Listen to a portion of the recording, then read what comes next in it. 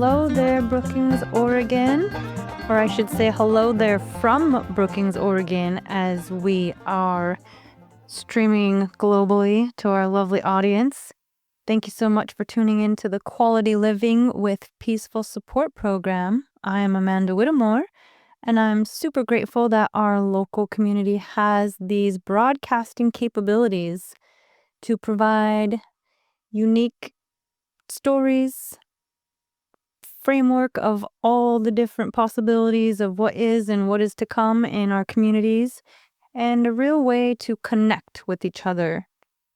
And one of the most fun ways to connect with each other is volunteering, just like I'm doing right now. This is 100% volunteer program. Everybody participating volunteers their time and donates. So if you're interested in broadcasting what you do or reaching a new audience, you're most welcome to donate a sponsorship fee or a sponsorship amount of $250. This will give you spots on the radio program that you sponsor. And it's a time to be recognized and appreciated for your donation to the KCIW radio show. And if you've ever tried to figure out how to advertise on radio or mainstream activities where you have a broad audience of different ears, it's quite expensive out there in the advertising world. And that's why we offer a sponsorship, which is a little bit different. And so how we do that is you call 541-661-4098, or you can email contact@kciw.org. And we would be super glad to thank you for your contributions of $250. That gets you a full year of acknowledgments. So that's a real fun way to provide peaceful support to your business, to your activities that you do, to an event coming up, or things of that nature, or simply just to say thank you to your local radio station and or the programs that you are interacting with. And I have an announcement. Hopefully it will make it in time to the station. Whether or not it makes it before Saturday, May 2nd, 2026, a little bit of a timestamp, but that's okay.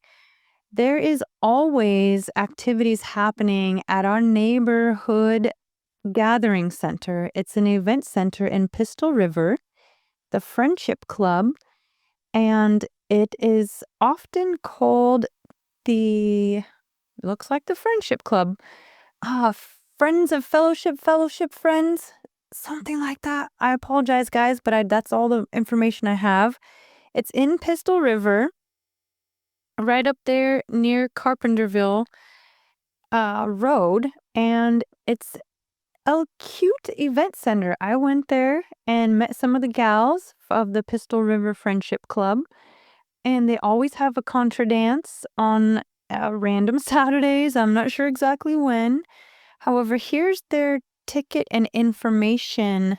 You can call Elaine Carpenter, 541-247-6181. They often do live auctions, live music, great food, and Saturday, May 2nd, at 5 p.m. to 7 p.m., they ask you to celebrate with friends, great food, and a fun evening for a great cause. It's a fiesta dinner menu.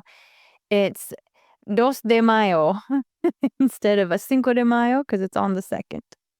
And tamales, enchiladas, the whole enchilada, dessert and everything. And all the auction proceeds support the Pistol River Friendship Club and its community activities. So they're there quite often, and I just literally walked in the door today and said hi. They're very nice and welcoming. And it reminds me of the Chetco Activity Center that we have here right off of Chetco behind Subway. If anybody's familiar with that location, they're often having different events and functions and doing fundraisers. And we really appreciate there being event centers in our area to host different activities. And if there's any activities out there, like I mentioned, that you wish to bring attention to, KCIW radio station is a great way to broadcast. It's a great way to make that happen. It's a really simple solution. You just call or email and walk on into the station, and we get you out here on these airwaves. Not only that, we have the website, because this day and age, everything is streamed. So if you simply go to kciw.org, you can click subscribe, and you can email this, you can post it on social media, and it goes, like I mentioned, to our global audience. And it's a really simple way to interact with the world. Speaking of interacting with the world, I recently was in Central America. And if you heard some of my past shows here on quality living with peaceful support, and if you have not, I welcome you to go to kciw.org, find quality living with peaceful support, and you can click on the little button on the bottom. It's yellow, and it says past shows, and you can scroll through those, and all the name titles are there. It's a really beautiful catalog of all the programs. I absolutely am super grateful for everyone here at the radio station who takes the time to type that up, post it on the internet, have it accessible and interactive for all of our listeners. So before I got a little sidetracked there, I was talking about global interactions. And as I mentioned, I was recently in Costa Rica, Central America. I was there like I do every year for my birthday, and had an extra few activities that happened, and very unexpected. However, it's part of life is death, and being an end of life doula, I'm super grateful that I had the experience that I had, and I believe in something, a power higher and greater than myself, God. That's the name I give it, spirit. I also give it the name of something greater than myself, beyond acknowledgement. And timing, divine timing. I had already had my tickets 3 months in advance, like I always do. That way you get a better price break. And so I was going to visit my father, as I always do, and he happened to pass away. And so I'm really grateful that I was there for those last couple of days to visit him. And what was really unique is, we do have this show that I'm on, that I'm the producer here of this show. I created it and designed it, and I call it Quality Living with Peaceful Support. And I often ask myself throughout my day, how can I provide a greater sense of quality to my life and to others? How can I provide a little bit more peaceful support? And some of it is just being present and being present for others. We call it holding space. And my father had adopted a puppy about 11, 12 months ago. And when he got this puppy, he was only 2 months. And because my father was in Costa Rica, we did video memos all the time, like 10 a day, sometimes 2, sometimes 20. Nevertheless, we created audio memos and or videos that we would do back and forth on the telephone, and they were there so that if I was busy or once I had a moment, I could go and listen and respond, and vice versa. And so I got to watch this cute little puppy grow up over the past couple of months through video. And because my sisters are here and I'm here and my dad's there in Costa Rica, we got to If you're wondering what I'm talking about, listeners, I'm Amanda Whittemore, and I'm simply sharing a global interactive story. So, this is a little bit of story time, a little bit of sharing of an experience because it's something that happened, and I think it's very valuable, and I feel that a lot of our listeners would enjoy this story, and I've actually already been offered to write this as a script for a movie. So I'm going to give you, I've only got a couple more minutes left, but I'm going to give you the best version of this story. There's going to be a lot of details left out, but you'll have to make your way to the film when when it gets released. So here I am over these past 10, 11 months watching, his name is Vern, this little puppy. He's this cutest little Swatsu, which is a name for a street dog. He's just a mix, the cutest little golden, a little tan, little fit in your hand, cutest little puppy. And this cutest little ears, oh my heavens. I'll have to find a photo and put them online for you guys. So Vern is his name. My father always wanted a dog named Vern, and he got one. And my dad's been sick, and he kind of either kept it to himself or didn't want me to worry, or whatever the reason, he just didn't tell me. And he tried to tell me he wasn't feeling good, but didn't give me all the details. So I got to watch Vern grow up through video, and Vern got to hear my voice because we always did voice memos, as I began this story with. And so when I get to Costa Rica, I tell my dad, I'm so excited. I can't wait to meet Vern, and however, once I got to be time for me to show up, my dad was already in the hospital. And so Vern was staying with a caregiver. And after I got to get settled in and things when I was in Costa Rica, I went, actually, my sisters came, we handled my father. I actually didn't get to go meet Vern till the day my dad passed away, because there was a lot of activity happening with getting him, all the process of just being there in the hospital for my dad. I didn't meet Vern yet. So once I met Vern, he immediately recognized my voice because he'd have heard me through the video and through the telephone for 11 months, almost his whole life. And we became instant friends. And I did have a toy that I brought into the hospital that I showed my dad, that this is a new toy. I can't wait to go meet my brother Vern.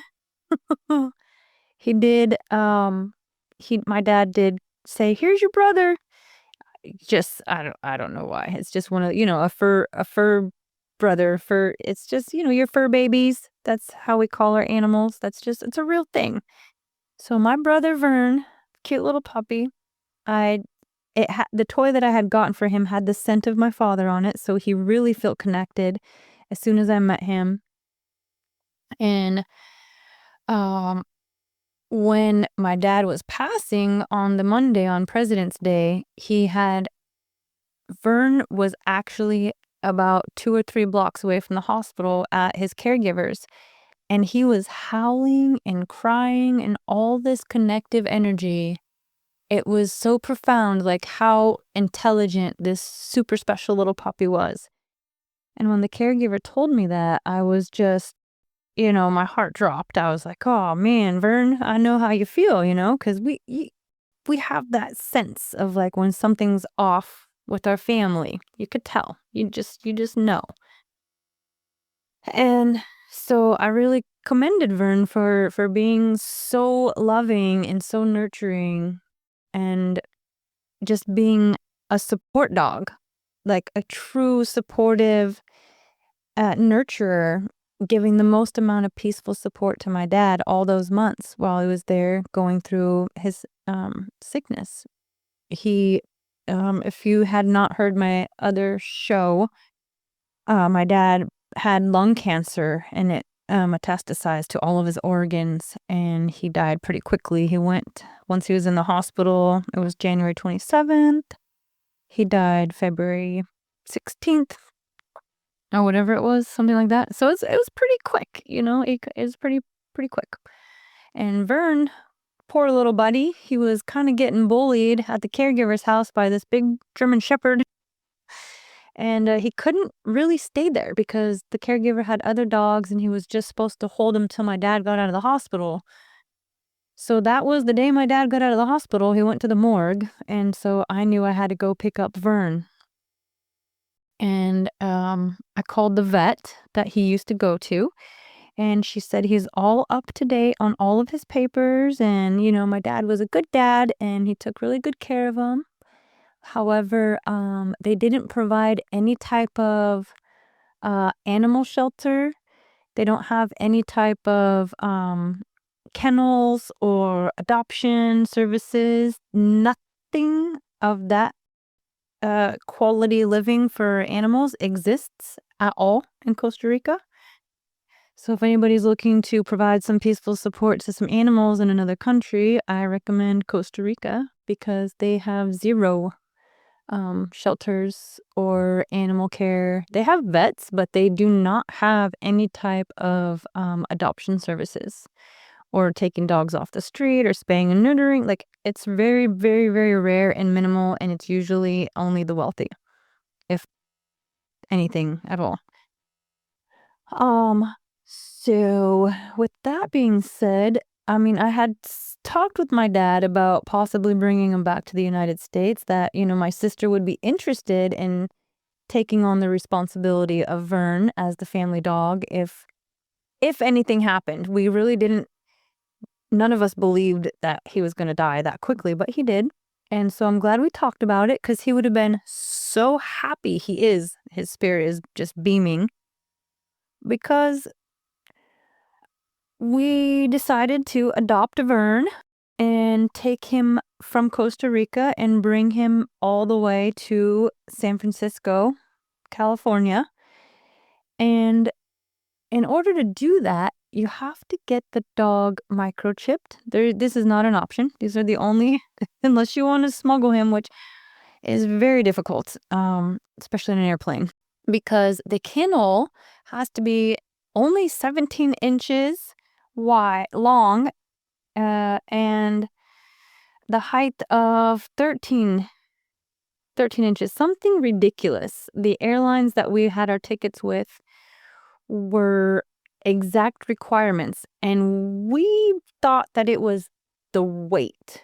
We didn't realize it was the height and the width and length. And so we had to call the airlines and tell them, actually, because we bought a pet pass for $150.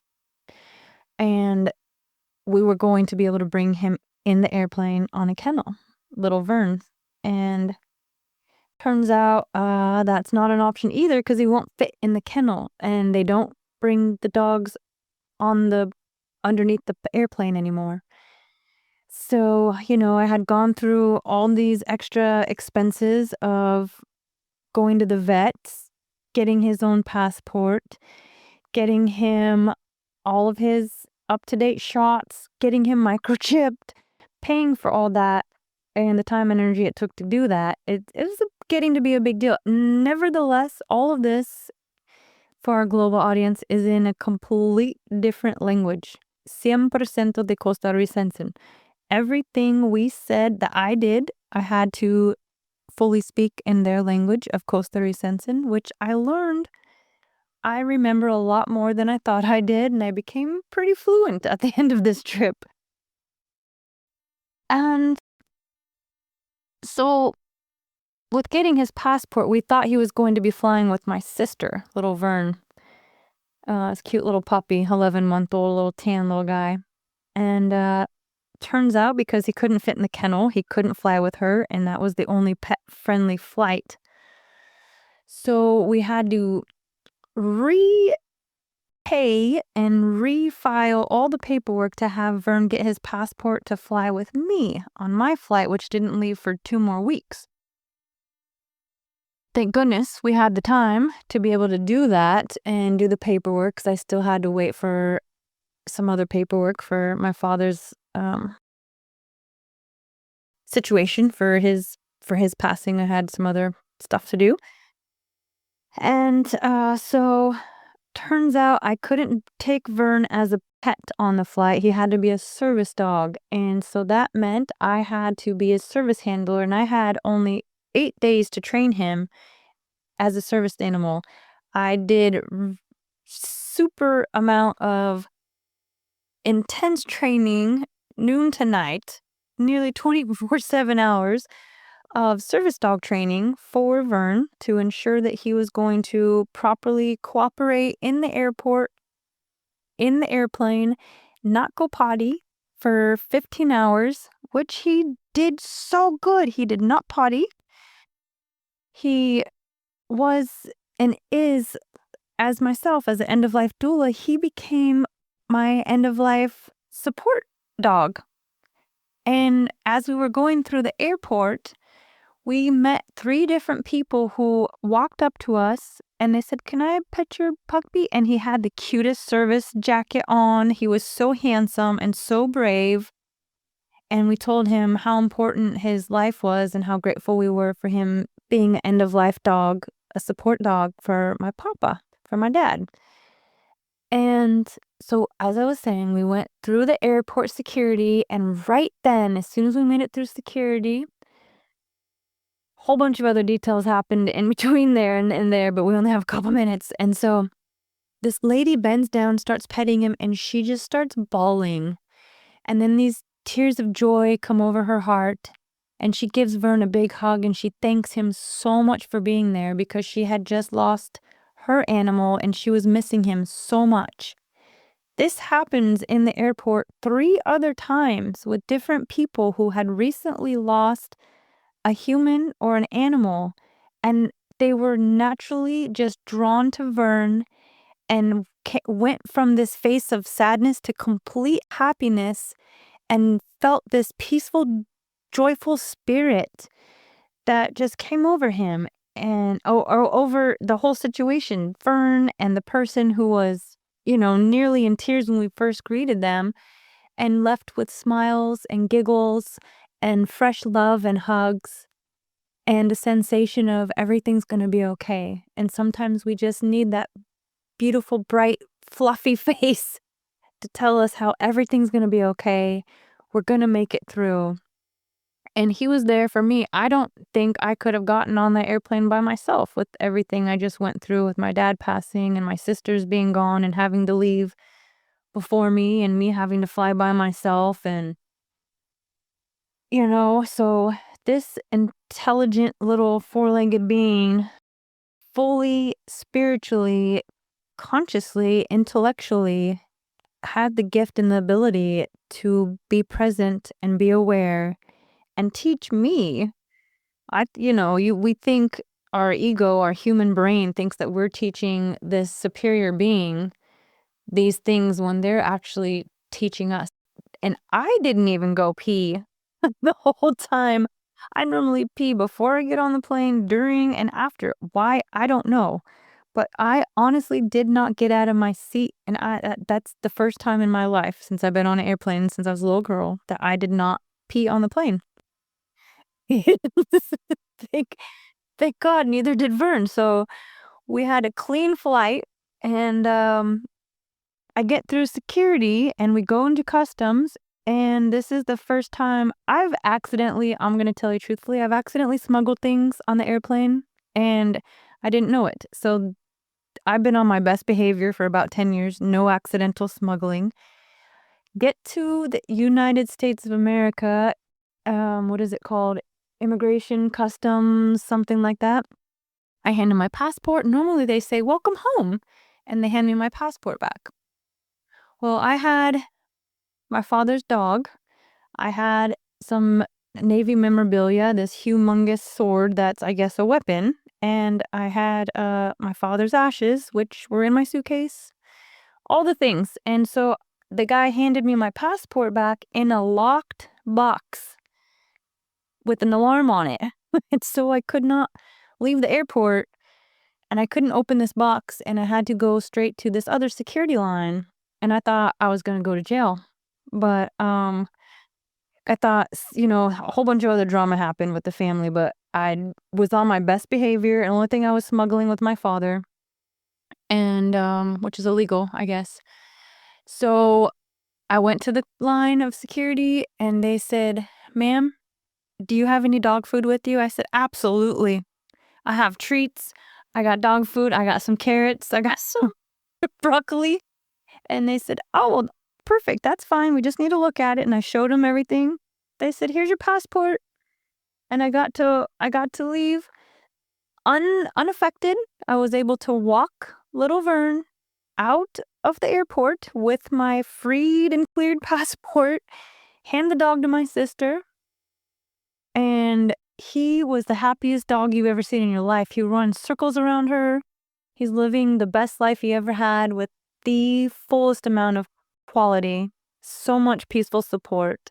He's a new best friend to my sister's daughter and one of the world's best end of life coaches I've ever got to work with. So I want to tell you thank you to Vern and every other four-legged furry friend out there. Wholeheartedly, thank you for being a part of the Quality Living Show with peaceful support. I am Amanda Whittemore, and tune in anytime for more stories and join me and tell us your own. Thank you, listeners. That's the only way we could make it is with your support and your beautiful ears and time. Thank you.